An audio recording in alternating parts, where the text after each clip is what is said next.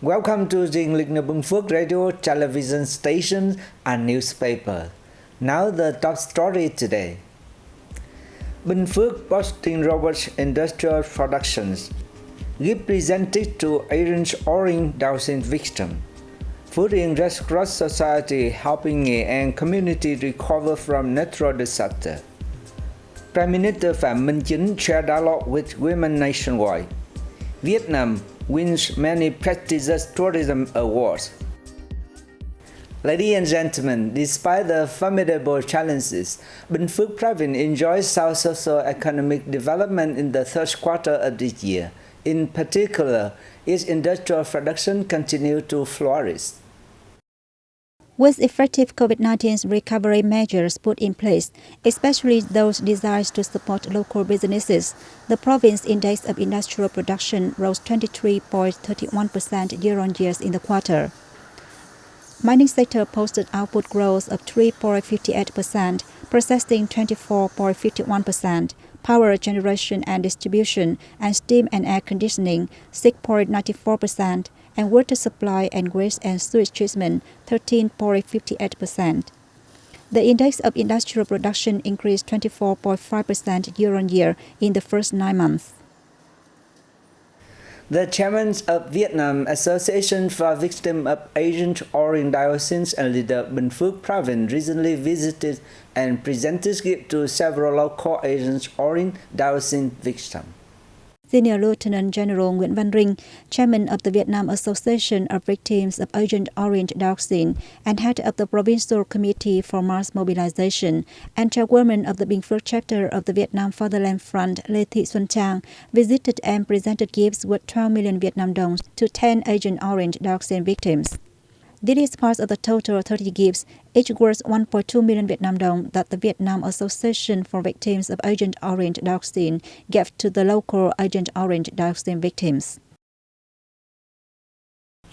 The Red Cross Society in Phu Riêng district has joined hands with the charity group Love Connectivity to offer support to his residents in Kỳ Sơn district, Nghệ An province. Torrential rains and flash floods triggered by Typhoon Noru inundated many houses in Kỳ Sơn district, Nghệ An province earlier this month. Besides human and property losses, local people are also grappling with food and medicine shortages. The Love Ride operated by the Red Cross Society of Phu Riêng district and the Love Connectivity charity group transported 3.5 tons of essential goods, including rice, instant noodles, fish sauce, and seasonings to flood-hit people. They are a source of encouragement, helping the people of Kỳ Sơn overcome the difficulties and stabilize their lives. Relevant authorities in Dong Phu district held a meeting recently to evaluate and classify whether cashew candy and robusta coffee from Hami Joy Stock Company at the Hami Industrial Complex in Binh Phuoc, Tân Lập was meets criteria to become local one commune, one product, abbreviation OCOP. Representatives from the Hami Joy Stock Company introduced their products, the criteria to evaluate product quality, and the development and production process. Members of the OCOP Evaluation Council offered documents on products packaging, processing, and brands, as well as markets and environmental protection criteria. They recommended the company complete a dossier as suggested by the Council to gain recognition as OCOP products.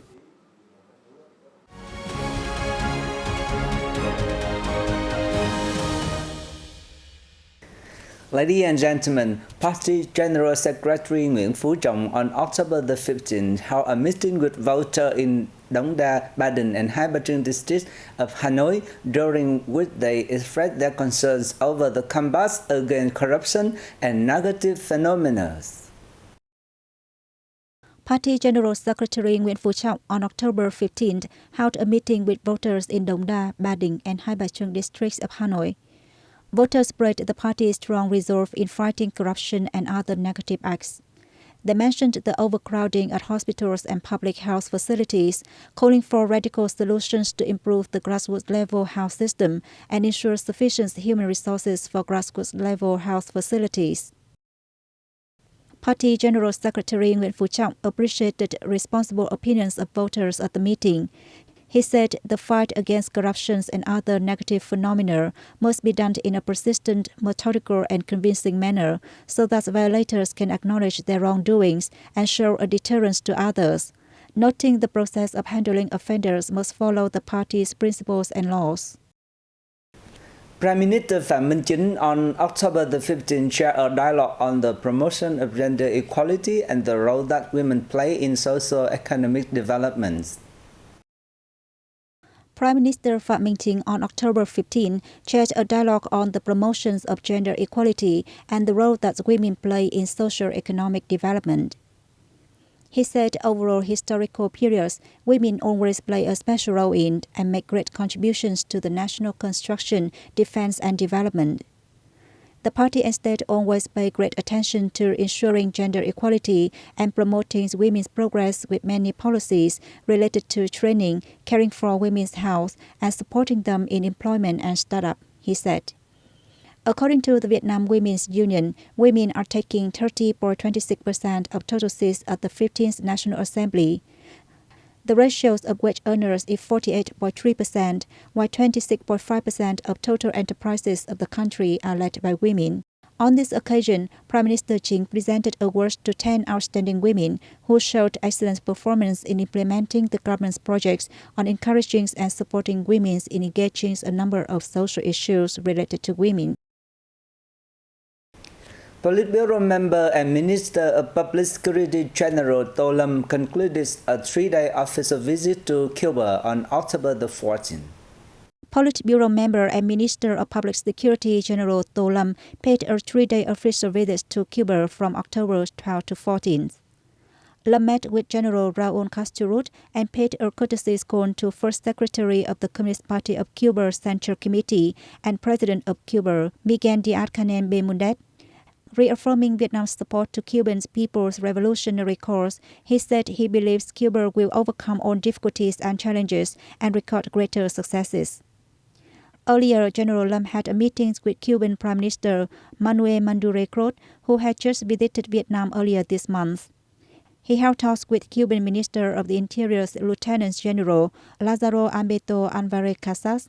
The two sides pledged to strengthen cooperation in trans-border crime combat and increase the exchange of delegations at all levels and experts in many fields. During their stay, the Vietnamese delegation paid tribute to President Ho Chi Minh at the park named after the Vietnamese leader in Havana and visited Fidel Castro Center, where the legacies left by the Cuban leader are kept. Ladies and gentlemen, Vietnam has won a number of prestigious awards in the tourism sector this year. Several cities in Vietnam were honored in various categories at the 2022 World Travel Award for the Asia region, which were held recently in Ho Chi Minh City. Hanoi was Asia's leading city break destination, while Da Nang was Asia's leading festival and event destination. Ho Chi Minh City won the Asia Leading Business Travel Destination Award. Mộc Châu town in the northern province of Sơn La was Asia's leading nature destination. With chilly weather and breathtaking scenery, Mộc Châu has become a popular destination for tourists around the year.